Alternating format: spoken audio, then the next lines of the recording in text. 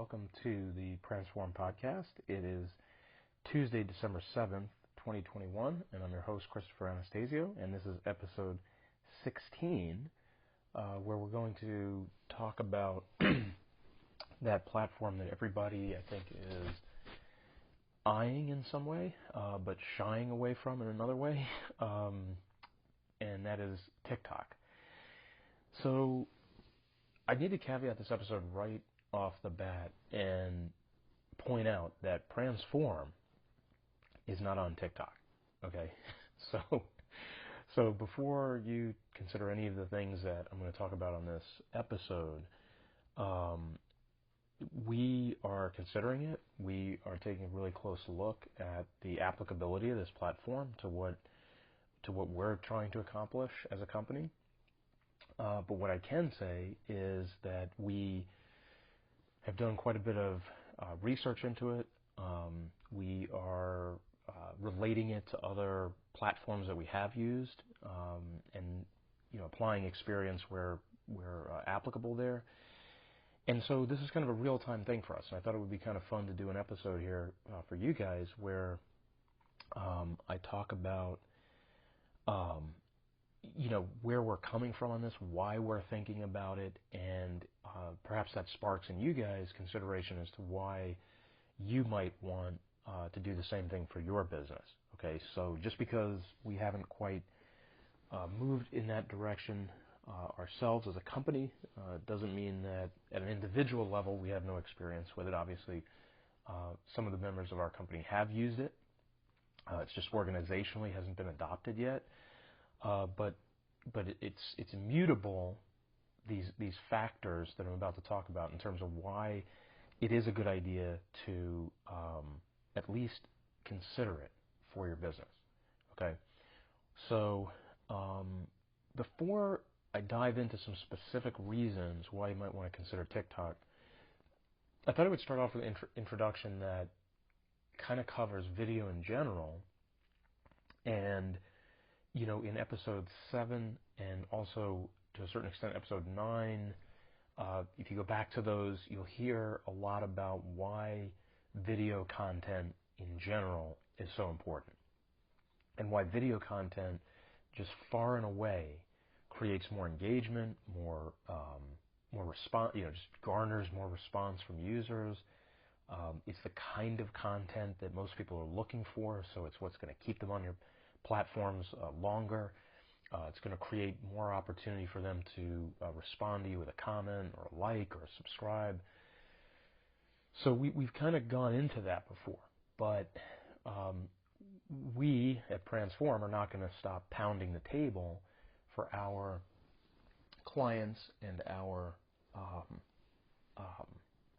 prospects that we advise to consider doing more with video. If you're not doing video, you need to do something with video. If you're doing something with video, you probably need to do more with video.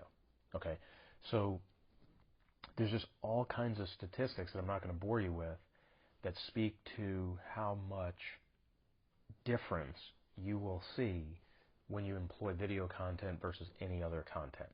Okay. Now, in terms of short form videos, I'm talking definitely less than 3 minutes, but more likely between the 30 to 60 second mark.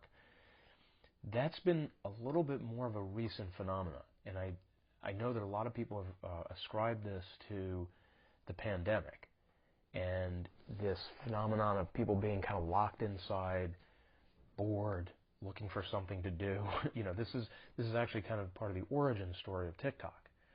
How the app had existed obviously prior to 2020, but its rate of download and its user base just exploded in 2020 going into 21. So short form video content is intriguing because you're combining the best of both worlds. You're combining user appetite for video content with their short attention span. Okay, so if you can craft a powerful message in 45 seconds or 60 seconds, something that gets your point across, firmly establishes your brand, delivers value, all of the above, in a 45, 60 second, 75 second format, you're going to win with that video strategy. And so user habits of declining attention span, growing appetite for video, the pandemic sort of forcing people inside and having nothing to do, not only birthed a rise in TikTok, but it birthed a lot of competition to come after TikTok, and that kind of validated the TikTok effect. Okay, so if you look at Instagram Reels, if you look at YouTube Shorts, and not only that, but you look at how much money these platforms have committed to encouraging people to create through these formats by giving them money, essentially. I mean, if you create a viral reel, if you create a viral short, if you create something that becomes very popular on the platform, you might just receive a check in the mail. Okay, so these behemoth platforms, Instagram, YouTube, I think Snapchat actually started this trend with their Snapchat Spotlight format, where in order to entice people to create on that platform and stay on that platform with their content creation, they're paying users. I think I read an article a couple months ago, perhaps, where there's a lady who was creating Snapchat Spotlights just for fun. And all of a sudden, she was obviously getting a lot of response on her spotlights, and there was a lot of likes and shares and so forth. And one day, just six-figure check shows up in the mail, and it's like, what's this? It's like, well, we're rewarding creators for creating on our platform. So, in a very odd twist, the platform has become the servant in many ways, and the creator has become the one in charge, because the creator has the ability through their creativity to keep people on the platform and keep people from going to other platforms. So it's really a fascinating shift. Like I said, we see it across, it's not just TikTok, obviously, but it kind of stemmed from there, and it's now becoming the norm. Now, another interesting thing I was reading the other day about Instagram is that, and this is just inevitable, I don't know when it's going to happen, or if it's going to go country by country, or it's going to be worldwide kind of rollout. Usually they go country by country. But on Instagram, right now, when you open Instagram, what do you see? You see your visual feed that you scroll up through, and then you can hop over to the Explore page, or then you can tap on the Reels button. Well, that's going to be reversed. That's going to be eventually video first.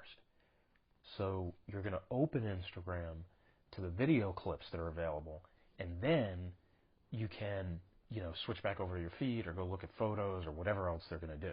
But the point is, they're going to be video-centric. And they're doing this to desperately keep up with TikTok. Okay? And when you look at the TikTok user base, it blew past Instagram in terms of how quickly that user base got to 1 billion. That's number one. Okay? It just shattered that record. And now it's on pace by next year, by 22, to go to 1.5 billion. I mean, it is just on fire. Okay? So that's kind of the lay of the land. That's the foundation I just kind of wanted to go over with you guys before we get into some of the aspects specifically relating to TikTok that make it something that you guys should consider, just as we do here at Transform. So let's just start off with the elephant in the room, the audience. A lot of people's first reaction when they hear about TikTok is, well, my audience isn't there. I mean, I'm shouting into an empty room because there's nobody I'm doing business with or I'm trying to reach who's going to be on this platform. So it's true, as a whole, about 60% of TikTok is comprised of Generation Z. Generation Z caps out at 24 years old. And obviously, typically, up to 24 years old, you don't have a lot of economic purchasing power stored up in there. But that, to me, is kind of a misnomer. It's a faulty way of looking at it. Okay, so we'll come back to that in a second. But The other statistic I want to throw out is for the U.S. listeners in the U.S. region, the 18 to 34 age range is about 50% of the user base. Now, there's another 50% somewhere. So yes, some may be younger than 18, but there are some older than 34. Okay, so to me, number one, these statistics can be very misleading. I mean, they're not something to hang your hat on. They're not something to totally bank an entire strategy on. You have to consider them, but you also have to think about the fact that they're just statistics and they can mislead. But when I was talking about economic value a moment ago, well, number one, it's already documented that Generation Z is saving money at a rate much faster than its predecessor generations. So it has witnessed some of these economic issues that have happened, in the recent past. Maybe they were children when their parents went through the Great Recession, things like that. They obviously experienced the pandemic economic shockwave that briefly occurred in 2020 and kind of lingers in terms of business shutdowns and things like that. So they have become a very cautious, fiscally conservative generation. And so there's to say there's no money in the Generation Z TikTok demographic would be, in my opinion at least, a mistake to just make that assumption writ large. Okay, so when we talk about audience, we talk about where is my audience. Don't just out of hand dismiss the TikTok audience as not applicable to your business. The TikTok audience, even the young ones, talk to other people. They have other people in their life that are not so young, whether it's their parents, whether it's an older sibling, whether it's an older partner that they're, you just can't look at these numbers and just throw out, the whole baby with the bathwater kind of thing. You got to at least think a little bit about how you might reach somebody there and whether there are creative ways to do it and whether you can leverage the advantages of the platform to do so. So before we go into some of these other positive aspects of TikTok, the really big one that we just have to get out of the way is the incredible organic reach that exists right now on TikTok. And if you follow my favorite guy in this space, Gary Vee, you know his mantra about going where the attention is and not being provincial about which platforms you stick to and which ones you won't use, but rather taking a very democratic approach to where the eyeballs, where's the attention, where is that attention underpriced. And if you go over to TikTok, you're going to see over time that you just have a better chance of reaching somebody, in even to a viral degree. I'm not just talking about, onesies and twosies. I mean, you have a chance to really go very broad and very deep on that platform without having to pay for any of the traffic.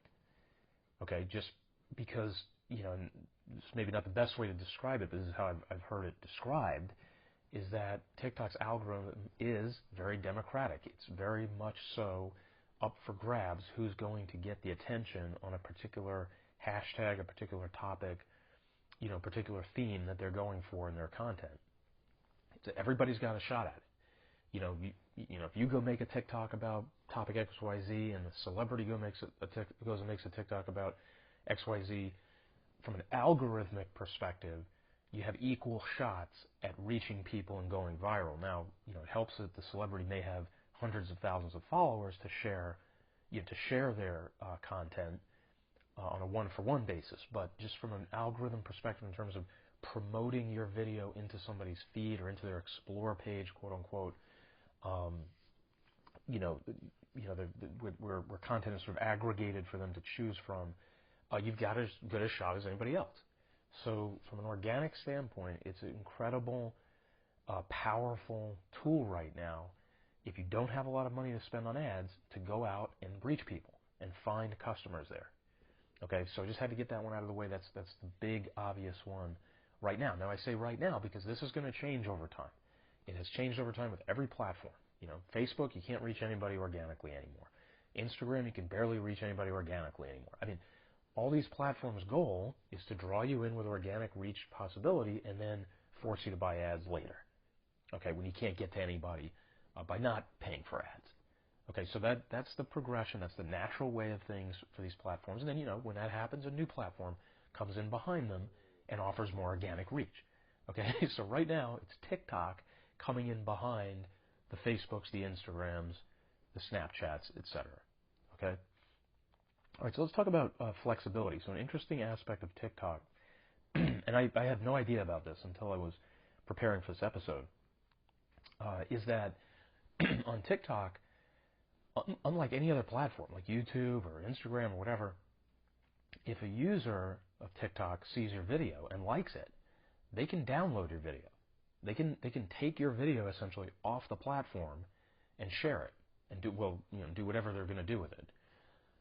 But in particular, they can share it, or they can eventually, whether they mean to or not, help that video reach more people who aren't even on TikTok. Okay, so in many ways, when you look at these platforms, they're very proprietary about their content. I mean, if you post a YouTube video, that video is in the YouTube realm, and it's not coming out unless you happen to have the raw file, i.e. you created that video. Okay, so it goes into that platform and it stays in that platform's, ecosystem, so to speak. Okay, so the flexibility in TikTok to be able to pull down a video and then do more with it is really interesting. I think that unlocks a lot of possibilities as to what you can accomplish if you put a really good piece of content out there and who it could potentially reach. I mean, it then becomes theoretically limitless because you're not even constrained to the number of users that are on that platform. Okay, so another one that's really interesting about TikTok is the influencer marketing that's possible. Okay, so if you guys don't know what influencer marketing is, it basically means that anybody who develops, even a partially sizable following, I mean, even let's say a few thousand followers, okay, which would be kind of in the category of like a micro influencer. If you connect with individuals who, well, let me finish the definition first. So a micro influencer, a few thousand followers, somebody who has amassed a following around their particular type of content or theme. An influencer, I think, in sort of the mid-range would be, in the many thousands into tens and tens of thousands. And I think once you get into sort of the six-figure range of followers and into the millions, now you're almost talking like celebrity status. I mean, you're starting to move towards celebrity status. But an influencer, I mean, can be completely unknown to everybody but their followers and have a lot of clout with that follower base because they have created something that follower base is coalesced around. And so now turning back over to the marketing side, if you connect with an influencer, whether it's micro or whatever sized influencer that is germane to your product or your service, you can make a deal with them. You can reach out to them. You can contact them directly. Obviously, in almost every case, can't imagine why you wouldn't be able to do that unless they, let's say, have closed off their messaging or something to that effect. But basically, you can say, hey, look, I know you're in this space. I have this product or service that I want to promote. Let me give it to you for free, or let me give you a chance to trial it, and check it out. And if you're happy with it or you like it, I would love for you to promote it to your followers for whatever. And then you make a deal with them. Maybe 2 sponsored posts a month equals X amount of dollars.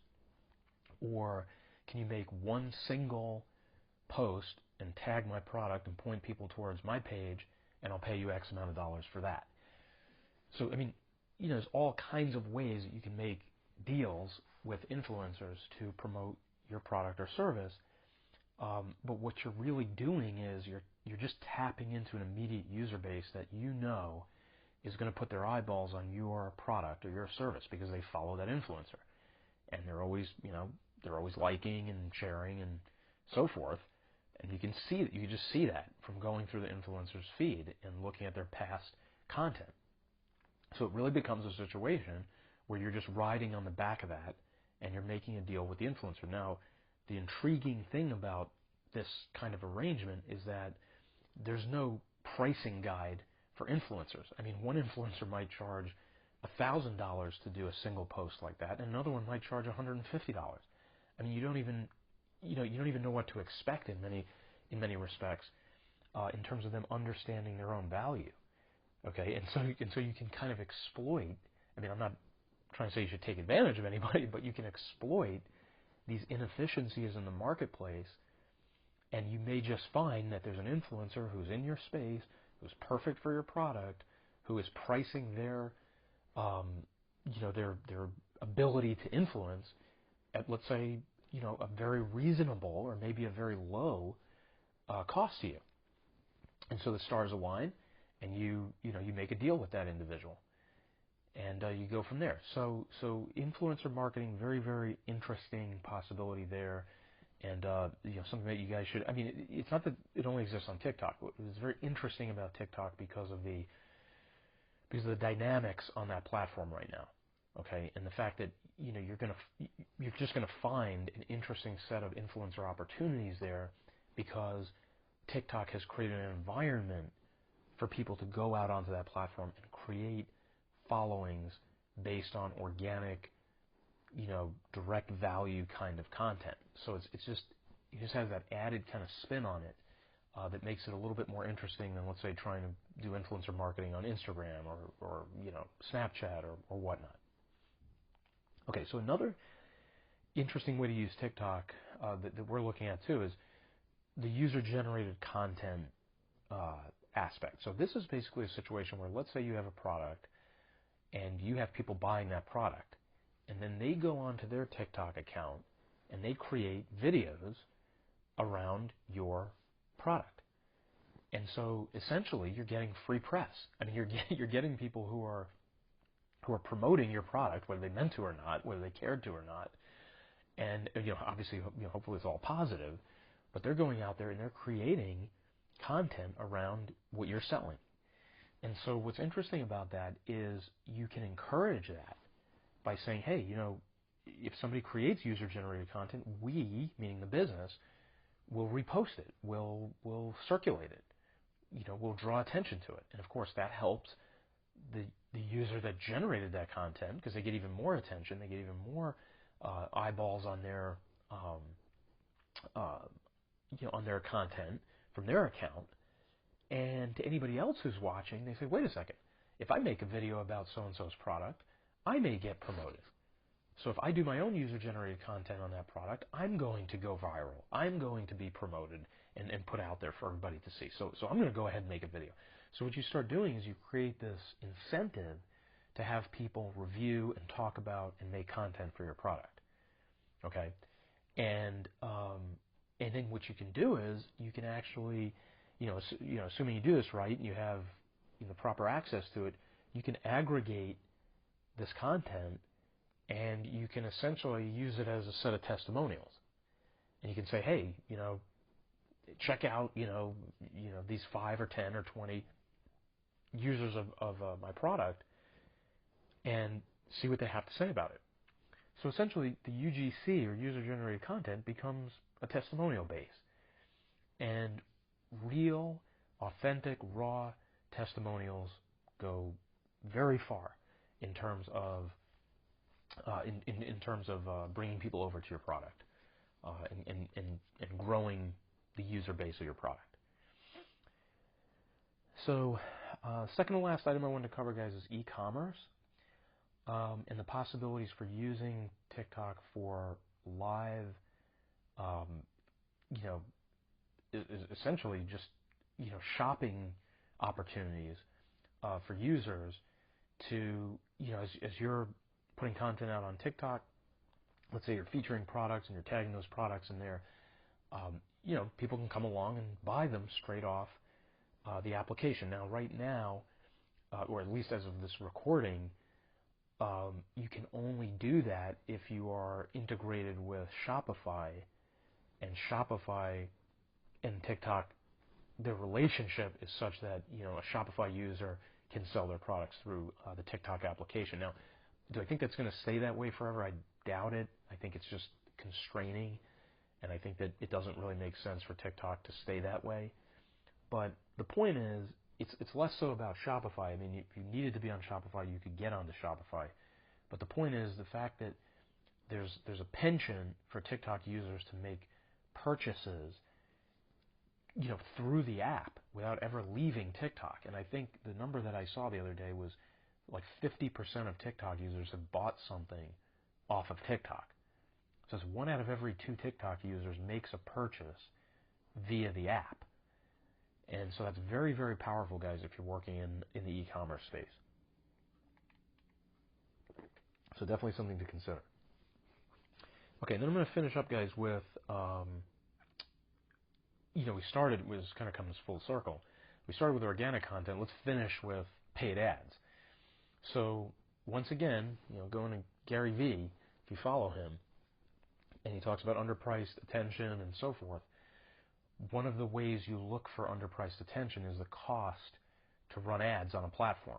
And obviously, in the early days of that platform, those ads are going to be very cheap. In the later stages of that platform, those ads are going to be very expensive. Okay? So when you look at TikTok right now, the cost to run ads there is, just in a relative sense, it's minuscule compared to running ads, let's say, on YouTube or Facebook or Instagram. So if you do have ad spend, if you are committing dollars to being discovered, you ought to look at TikTok, because your dollar is going to buy you more eyeballs. I mean, just plain and simple. You're going to get more attention for every dollar you spend on TikTok. Now, again, you got to check off all the right boxes in terms of audience and what you're trying to accomplish and who you're trying to reach. But the point is, just from a raw spending perspective, you're going to go further with your dollars on TikTok. Okay, so again, it's like everybody's kind of looking for the next big thing, and you're looking to get in on the ground floor and all that. Well, basically, TikTok is your ground floor. I mean, when you're talking about an app that already has the clout and the heft behind it to be taken seriously, but it hasn't been around long enough to overprice itself, that's TikTok. Okay, so definitely take a look at that, guys. If you're formulating a strategy here, and this is one of the ways that you're possibly going to go, consider the fact that paid ads are just going to be that much more advantageous on TikTok. Okay. So we covered a lot of ground in the last half hour. I'm going to go ahead and wrap it up here, guys. Again, full kimono. This is something that organizationally we haven't moved towards yet, but we're definitely considering it. And we just want to be upfront with you guys. I mean, it's not something that we're hiding. We obviously everything I've talked about on this podcast is true regardless, and it's something you guys need to take a look at. And we're kind of doing it real time. I mean, this is the ground shifting under everybody's feet kind of a phenomenon, and we're all kind of in that together. And so, if you are implementing a TikTok strategy, we would be happy to consult with you on that. We would be happy to interface with you on that to the extent that we can.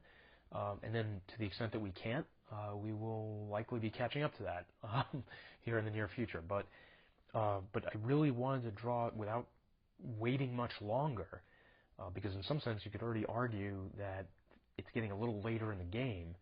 If we're in stage 1 of TikTok's dominance, we're maybe in the later part of stage 1, and we're heading into stage 2 where things start to change a little bit and the dynamics start to change a little bit. So we didn't want to sit on this topic and not address it. Let's put it that way. Hence the episode today. So we're going to go ahead and wrap it up here, guys. If you guys do have any questions about what I talked about today or anything else that we've talked about on the podcast, you can reach us on Facebook, LinkedIn, pages. You can go over there and drop us a note. Come over to our website, transform.com. Or just interface with us through the podcast here. Please hit the like button. Please hit the share button. Please hit the subscribe button. We definitely want to spread the word that we are here to provide value to small businesses and medium-sized businesses. Our goal is to provide practical, actionable insight and advice to you guys, and hopefully we've been doing that. So if we have, please like, share, and subscribe. All right, guys? Thanks again so much. Really appreciate you guys listening, and we'll check back in with you later this week with episode 17. Thanks, guys. Have a great day. Bye-bye.